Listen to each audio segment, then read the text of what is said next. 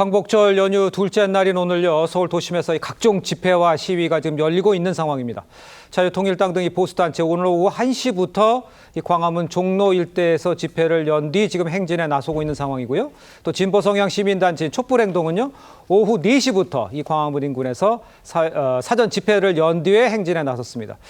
자, 어떻게 지금 민심이 또다시 갈라지고 있다 이렇게 봐야 하는 건지 이현정 의원님께서는 오늘 그 집회 상황 전체적으로 봤을 때 어떤 느낌 받으셨어요? 뭐 민심이 이미 갈라져 있고 네. 그게 더 이제 심화되고 있다 이렇게 표현하는 게 옳을 것 같습니다. 네. 사실 뭐 이 해방 후에 혼란상이 계속 반복되고 있다는 이야기는 우리가 거듭 이야기를 해왔지만 사실은 이제 12.3 비상겸 이 사태 이후에 탄핵 또 대선 이 낳은 효과가 또 한 번에 국민들을 또 반으로 갈라놓는 것 같습니다.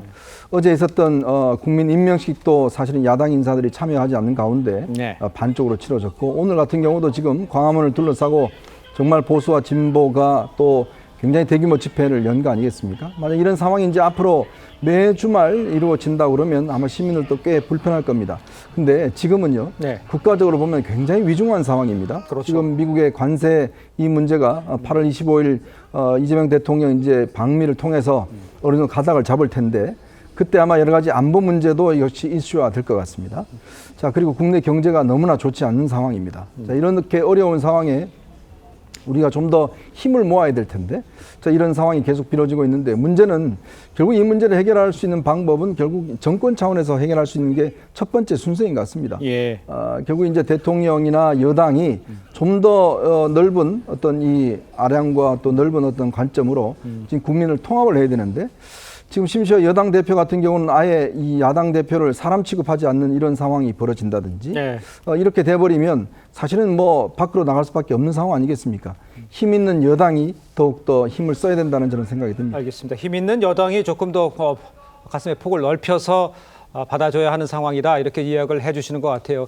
자, 그런데 이제 어젯밤 광화문 광장에서 이재명 대통령의 이제 취임식 성격이었습니다. 국민 임명식 행사가 열렸는데 박근혜, 이명박 등 이 보수 전직 대통령들과 국민의힘 또 이 개혁신당 소속 정치인들 참석하지 않았습니다.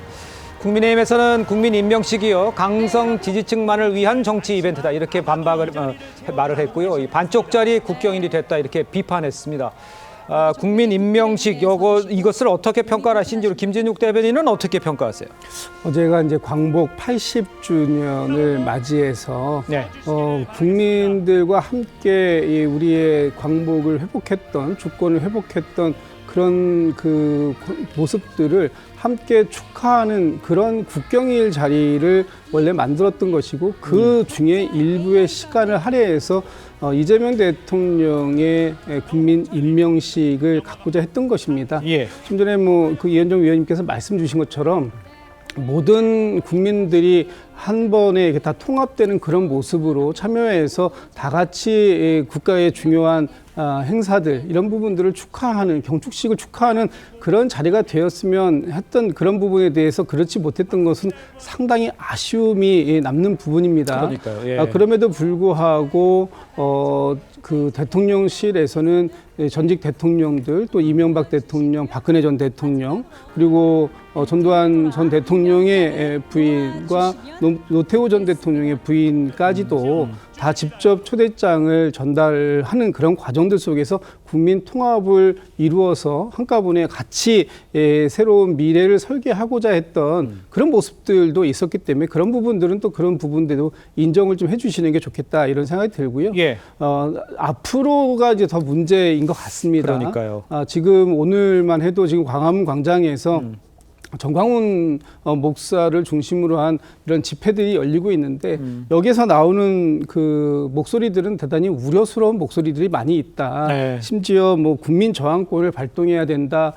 그 이재명 대통령을 끌어내려야 된다. 뭐 이런 얘기들도 나오고 있는데 이런 것들은 자칫 잘못하면 대선 불복으로 비칠 우려가 있다. 이렇게 극우적인 발언으로 선동을 할 부분이 아니라 오히려 지금부터 국난을 극복하기 위해 위해서 네. 다 같이 국론을 통일시키고 또 그 국민들을 통합의 길로 인도할 수 있는 그런 다양한 노력들을 상호 함께 협력해야 할 그런 시점이 아닌가 이런 생각을 갖고 있습니다. 알겠습니다. 오늘 지금 계속 벌어지고 있는 집회까지도 지금 김진영 대변인께서 진단을 해주셨는데 최진영 변호사께서는 어제 임명식하고 오늘 지금 집회까지 통틀어서는 어떤 느낌 받으셨어요? 어떻게 평가하시겠어요? 지금 국민의힘에서는 셀프 대관식이다 네. 이렇게 얘기하고 있지 않습니까?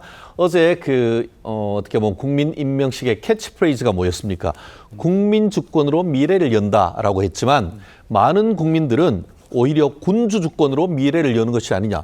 어떻게 보면 셀프 대관식, 스스로 어떻게 보면 대통령을 넘어서 군주로 임명하는 것이 아니냐는 얘기를 하지 않습니까? 예. 왜 그렇습니까?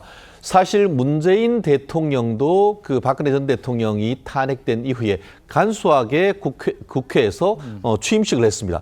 그런데 그때에도 이후에 이런 행사가 없었습니다. 네. 그런데 어떤 차이가 있죠? 저는 이걸 보면서 어떤 느낌이 강하게 들었냐 하면은 이른바 벌거벗은 임금 이 스토리가 생각이 났습니다.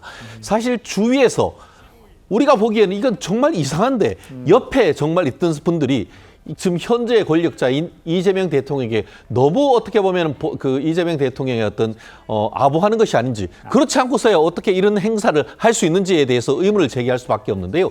짧게 얘기해서 광복절의 주인공은 누구죠?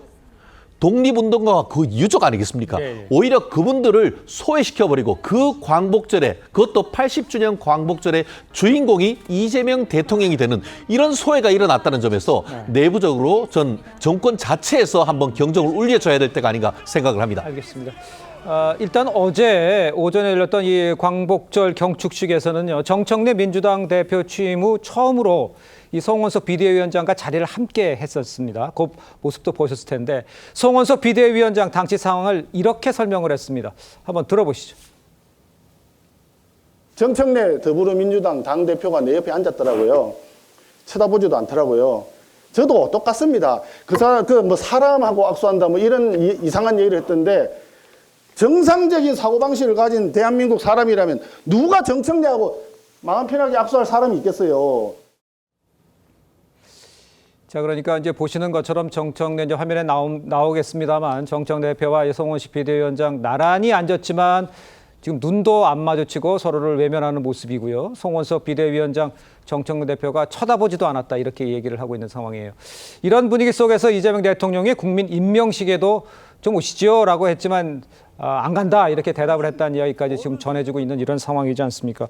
그러니까 이 뜻깊은 광복절에 저렇게 갈라진 모습이 계속 연출이 되는 것 이거는 어떻게 교수님께서는 보세요? 참 국민의 한 사람으로서 이걸 지켜보는 마음 자체가 상당히 좀 안타깝습니다. 예. 안타까운데요. 사실 여야 모두에 다 어느 정도의 책임은 있겠죠.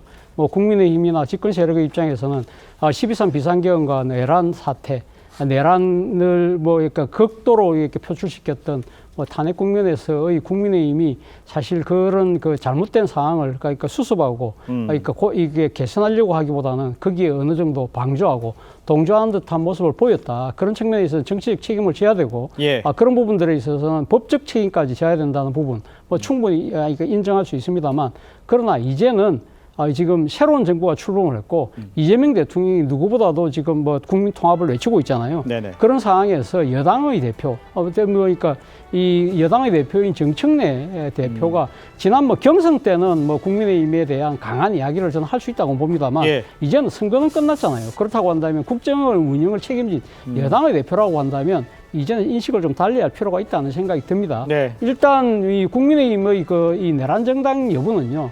결국은 특검 수사에서 나름대로 밝혀질 것이고 여기에 따라서 정부가 또 이 관련법에 의해서 위헌 정당 여부를 판단해서 필요하다고 하면 헌법재판소에다가 지금 위헌 정당 해산을 심판 청구를 하지 않겠습니까? 예. 그리고 그 뒤에 헌법재판소의 결론이 나고 나면 그때 알아서 하면 되는 것이고요. 이 지레짐작으로 지금 일단 국정을 운영하는 여당의 입장에서 아예 패싱을 해놓고 이 지금 자신들의 힘만으로 모든 걸 끌고 가겠다. 물론 끌고 갈 수 있죠. 가방 어석을 갖고 있으니까. 그러나 그 과정에서 어떤 이미지를 속에 갇힐 수밖에 없느냐. 일종의 뭐랄까 오만과 독선의 프레임에 빠질 수밖에 없는 것이고 예. 이런 부분들은 다음 선거 때는 냉철한 국민의 심판으로 돌아올 가능성이 있기 때문에 저는 여당의 일종의 뭐랄까 선제적인 일종의 이 관용과 포용의 예. 협치를 위한 대담한 조치가 좀 필요하다는 생각이 듭니다. 알겠습니다. 그러니까 거대 여당의 대표인 정청래 대표 입장에서도 좀 먼저 손을 내미는 그런 모습을